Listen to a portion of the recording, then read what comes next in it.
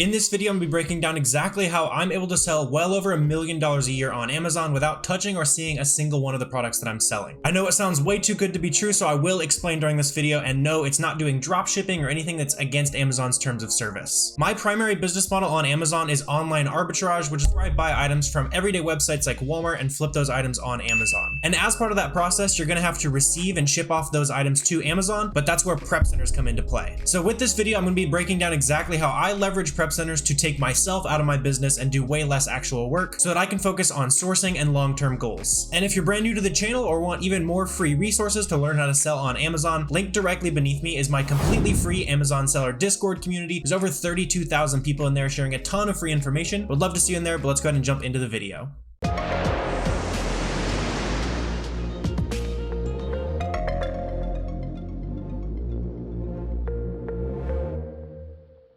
So first up in this video, I want to go ahead and break down what a prep center even is. And essentially what prep centers are going to allow you to do is, as I was mentioning, we're going to be buying items from websites like Walmart. You can buy an item for 10 bucks, flip it on Amazon for 20. Typically, you're going to have to ship that to your house, do all the prep work, do all the labeling, all that kind of stuff. And that process definitely can get time intensive, especially as you're wanting to grow your Amazon business. So that's where I use prep centers. Basically, they'll receive all the inventory. So instead of shipping from Walmart to myself, I'll ship from Walmart to the prep center. And then the prep center is going to take care of all the labeling, boxing, shipment creation, and then they'll even print out your labels and ship it off to Amazon on your behalf. So basically all you have to do is buy the inventory, ship it to them, and then the hard part is really done for you. So the way these prep centers typically work is you're going to have a shared Google Sheet, or sometimes you'll log into Inventory Lab. I've used Inventory Lab unlisted with a prep center before, but essentially as you're buying an inventory, you're just going to need a simple way to communicate with your prep center what you're actually buying. So for my prep centers in the past, I've pretty much always used Google Sheets, and on that Google Sheet, there's going to be several different columns depending on the prep center. Again, a lot of this is going to vary by prep center, but the general practices are all the same. So when you have your Google Sheets and you go ahead and buy an item, you're going to want to fill in some information like the product title, the UPC of the product, the ASIN of the product, and then your cost of goods. And a lot of times you'll be able to add other stuff. For example, I give them my supplier so that we can keep track of how profitable certain stores are, what prices we're paying from certain stores, and they're going to be able to enter all that in for you when you're listing your inventory. And typically prep centers will require you to have an Inventory Lab subscription or a subscription to some kind of listing service. But really, if you're at the point in your business where you need a prep center, it's probably better to just have Inventory Lab or a software like that so that you can better track your profit as you go. So let's say I was buying 10 units of a makeup palette from Walmart and I wanted to ship that off to my prep center. When I do that, I would just go ahead and enter all the information on the Google Sheet. Say I sent 10 units, and then when they receive that inventory on that same Google Sheet, they're going to say, all right, we received 10 units. They might turn it a different color or something like that to indicate that all of those units were shipped in properly and they were able to get them shipped out the door for you. So within that, there's going to be some items where you're getting shipped too few or too many of them. Sometimes these websites will send you too much, so that's a nice little bonus. So for your side of the work here, it is important to make sure you're monitoring that prep sheet. Make sure that these stores you're buying from are shipping the proper amounts. And then if they're not shipping the proper amounts, especially if the site is very reseller friendly, going into that reseller friendly website and requesting, saying, hey, I ordered 10, we only got 9, can I get another unit shipped? You're going to want to do a lot of stuff like that to make sure you're getting all the inventory that you're actually buying. But using a prep center honestly helps you create better systems, because I know at least when I used to be doing my own prep work, I wasn't tracking my numbers nearly as well as I have to now with a prep center. So it's also just a nice kind of natural bonus that it forces you to know your numbers a little better, track how many units you're buying versus how many you're actually receiving, all that good stuff that's going to help you maintain profitability in the long run. These prep centers are going to require a lot of that, and really you should have that kind of data for your own business, so it's really going to save you some money anyway. So once they receive all your inventory, they're going to go ahead and box it all up and ship it off to Amazon on your behalf, and then you still have the obligation to do your repricing and all that kind of stuff on the back end. But it really is a massive help to not have to do so much prep work yourself. So that's where I kind of want to take us into the next topic of this video, which is how to know when you're ready to go to a prep center.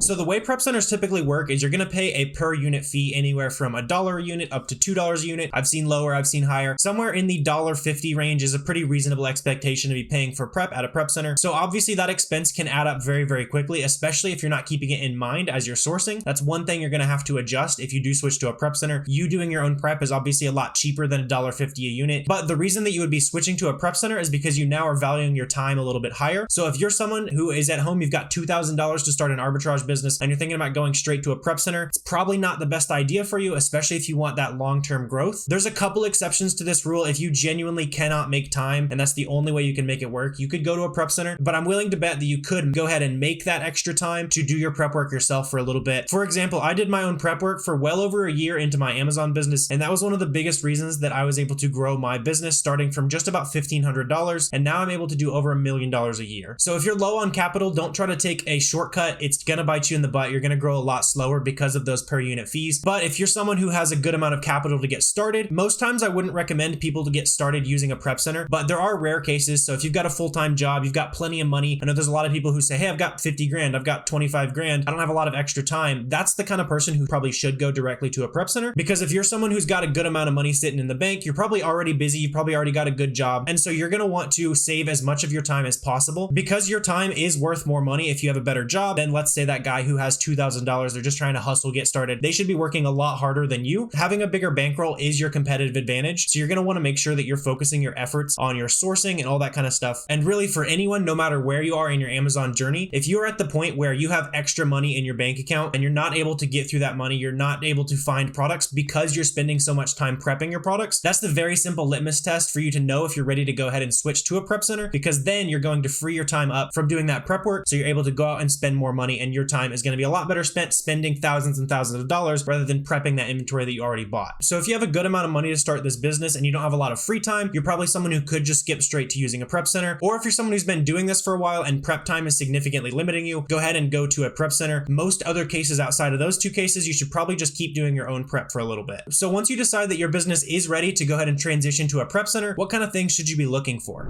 So I've got 4 different factors here that's going to help you know whether or not you found a good prep center for your own business. The first thing to think about is the sales tax advantages of certain prep centers. So for example, I've been working with a prep center that's in Montana to ship a lot of more expensive stuff to them. I've also worked with a prep center down in Florida to send some groceries and vitamins and that kind of stuff, because groceries and vitamins are tax exempt in Florida. I've had a good experience with that prep center down in Florida for a really long time, but it doesn't make a lot of sense to ship $50, $100 pairs of shoes and stuff like that, those more expensive items that you want to sell. It doesn't really make a lot of sense to ship those to a 5, 7, 8% sales tax rate when you could actually ship it off to a prep center in another state, and then you're paying 0% sales tax. A lot of time it's actually going to save you money. So for example, if you're buying a $50 pair of shoes, you're paying 5% sales tax on it. You're going to pay $250 in sales tax. Or you could ship it off to a prep center on the East Coast in Delaware. Wherever you find a prep center in a sales tax free state, you'll probably pay $1 to $1.50 to get prepped in that state. And not only will you not have to do the work, but you'll also save money.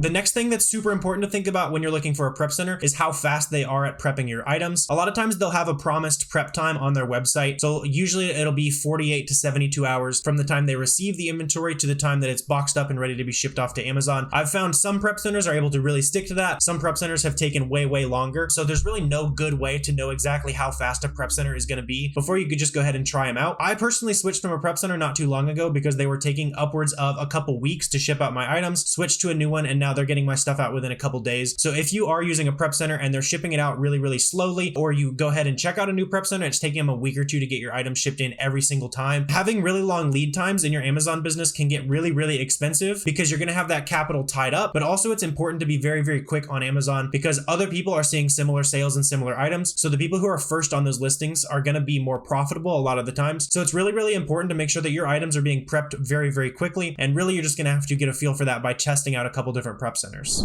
So the next 2 I want to go ahead and talk about kind of tied together. The first one is communication. So you're going to want to make sure that the prep centers you're working with are emailing you, they're messaging on WhatsApp, whatever platforms that they use. Make sure you're getting messages at least every now and then, checking in on certain items that may have gotten broken. If they're not sending any messages like that, they're probably not really taking care of your business. So it's really important to make sure that your prep center is being attentive, and obviously communicate with them and make sure you don't have anything that they're mad at you about. Really, it's kind of a business partner of sorts, right? You're shipping a lot of money worth of stuff to them. So it's important to make sure that you can communicate well, make sure you're on the same page. And that also ties into the size of the prep center that you work with. Generally, I've found a lot more success working with smaller prep centers than the bigger prep centers. I have worked with a big prep center that's pretty good, but for the most part, and unsurprisingly, if they have way less clients, they're going to be able to devote way more energy to you. A lot of times those smaller prep centers will be more than happy to work out arrangements with you. Of course, be prepared to pay a little extra if you want extra arrangements with your prep, but with those bigger prep centers, a lot of times they already have their methods set in stone, so there's no real way that you can mess with the way that they want things done. So that's definitely something to think about if you sell a lot of products that require sort of unique prep work or anything like that.